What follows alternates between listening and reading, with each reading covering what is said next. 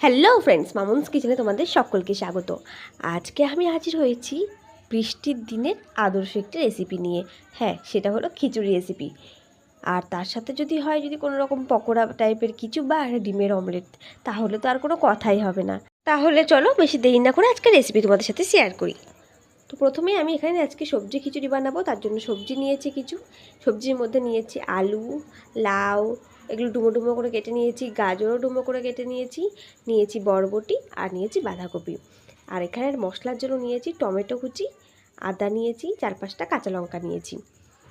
এবারে একটা মশলার জন্য নিয়েছি 1 চামচ মতো জিরে, যে আদাটা আমি খোসা ছাড়িয়ে রেখেছিলাম সেই আদা আর লঙ্কা, এগুলোকে এখন আমি বেটে নেব। আর আমাদের খিচুড়ির জন্য আমি চাল ব্যবহার করছি আতপ চাল, আর বাড়িতে ভাঙানো মুসুর ডাল।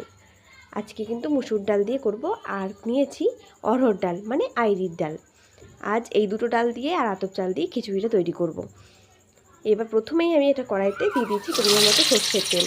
তেলটা গরম হওয়ার পর এর মধ্যে আমি ছেড়ে দিলাম আলুগুলো। প্রথমে আলুগুলোকে একটু হালকা করে ভেজে নেব।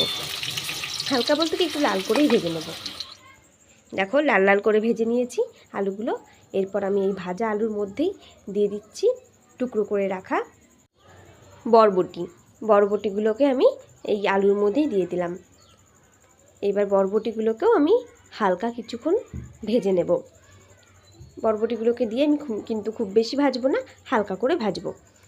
হালকা করে ভেজে নেওয়ার পর আমি এর মধ্যে দিয়ে দিচ্ছি টুকরো করে রাখা গাজর। এখন আমি গাজরগুলোকেও এই সবজিগুলোর সাথে কিছুক্ষণ ভেজে নেব। মানে ওই সব সবজিগুলোকেই আমি অল্প অল্প সময় ধরে হালকা হালকা করে আর কি ভাজবো। তো দেখো কথা বলতে বলতে আমি গাজরগুলোকেও হালকা করে ভেজে নিয়েছি। এখন আমি এর মধ্যে দিয়ে দেব যে কুচি করে রেখেছিলাম বাঁধাকপিগুলো, সেই বাঁধাকপি কুচিগুলোকে এখন আমি এর মধ্যে দিয়ে দিচ্ছি। আর বাঁধাকপিগুলোকে কিন্তু আমি খুব কুচি কুচি করে কাটিনি, দেখতেই পাচ্ছ একটু বড় বড় করে কেটেছি। যেহেতু খিচুড়ি রান্না হবে, খিচুড়ির মধ্যে কিন্তু বাঁধাকপিটা মানে বেশি কুচি করে দিলে গলে যাবে।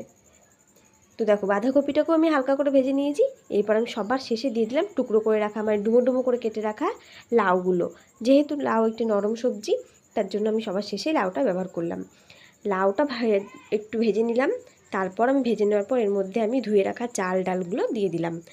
এর মধ্যে চাল ডালটা দেওয়ার পরে খুব ভালো করে চাল ডালটাকে সবজির সাথে মিশিয়ে কিছুক্ষণ ভেজে নেব। আর আমার এই খিচুড়ি রান্নার পদ্ধতি কিন্তু আমার মায়ের কাছ থেকে শেখা, সেটাই তোমাদের সাথে আজকে শেয়ার করছি। তারপরে দেখো কিছুক্ষণ চালগুলো ভেজে নেওয়ার পর এর মধ্যে আমি দিয়ে দিচ্ছি পরিমাণ মতো লবণ, আর দিয়েছি পরিমাণ মতো হলুদ গুঁড়ো।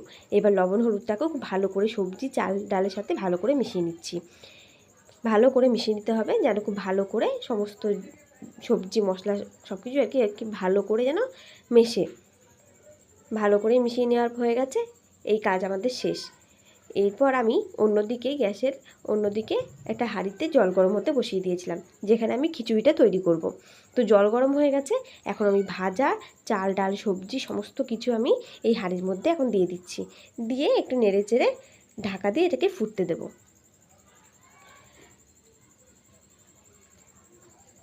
ঢাকা দিয়ে দিলাম। দেখো ফুটেও এসেছে,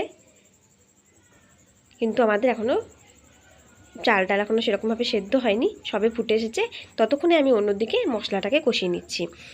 তার জন্য কড়াইতে সর্ষের তেল দিয়ে দিয়েছি। তারপর দিয়ে দিলাম শুকনো লঙ্কা, 2টো তেজপাতাও দিয়েছি, আর দিয়ে দিচ্ছি কিছুটা জিরে ফোড়ন। এবার ফোড়নটা একটু ভেজে নেওয়ার পর এর মধ্যে আমি যে মশলাটা বেটে রেখেছিলাম সেই মশলা টমেটো কুচিটা দিয়ে দিয়েছি। তারপর এটাকে আমি ভালো করে কষিয়ে নিলাম।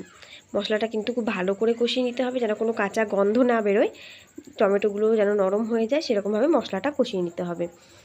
দেখো মশলা কষানো হয়ে গেছে, এদিকে আমাদের চাল ডালও অনেকটা সিদ্ধ হয়ে গেছে। এখন ওই কষানো মশলাটা এই সবজি খিচুড়ির মধ্যে আমি দিয়ে দিচ্ছি। এই পদ্ধতিতে কিন্তু খিচুড়ি বানালে কিন্তু খিচুড়ির স্বাদ কিন্তু দুর্দান্ত হয়। আমার তো ভীষণ ভালো লাগে, তোমরা এইভাবে কিন্তু একবার অবশ্যই ট্রাই করে দেখতে পারো। তো দেখো মশলাটা দিয়ে ভালো করে এই চাল ডালের সাথে আবারও ভালো করে মিশিয়ে নিচ্ছি। দেখে কেমন লাগছে তোমরা কিন্তু অবশ্যই কমেন্ট করো। ব্যাস আমাদের খিচুড়ি রান্না কিন্তু একদম হয়ে গেছে। এখন একদম নামানোর আগে করেই একটু ঘি দিয়ে দিচ্ছি। ওই 2 চামচ মতো ঘি দিয়েছি, মানে এটা তোমরা তোমাদের খিচুড়ি পরিমাপ মতো বুঝেই ঘিটা আর কি দেবে। আবার যারা ঘি পছন্দ করো না তারা চাইলে স্কিপ করে যেতে পারো, তবে এই সবজি খিচুড়ির মধ্যে ঘিটা দিলে কিন্তু দারুণ লাগে। আর এই খিচুড়ি রান্নার মধ্যে কিন্তু একদমই কোনো রকম ঝামেলা নাই, ওই একটু সবজি মশলাটা কষানোর যেটুকু সময় লাগে। তোমাদের কাছেও কিন্তু অনুরোধ রইলো এইভাবে একবার অবশ্যই খিচুড়ি বানিয়ে দেখতে পারো। তো ফ্রেন্ডস, রেসিপিটি কেমন লাগলো অবশ্যই একটা কমেন্ট করে জানিও। আর রেসিপিটি যদি ভালো লেগে থাকে অবশ্যই লাইক কমেন্ট শেয়ার করে দিও। আর যারা এখন আমার চ্যানেলটিকে সাবস্ক্রাইব করনি প্লিজ চ্যানেলটিকে সাবস্ক্রাইব করে দিও। আজ এই পর্যন্তই, ধন্যবাদ।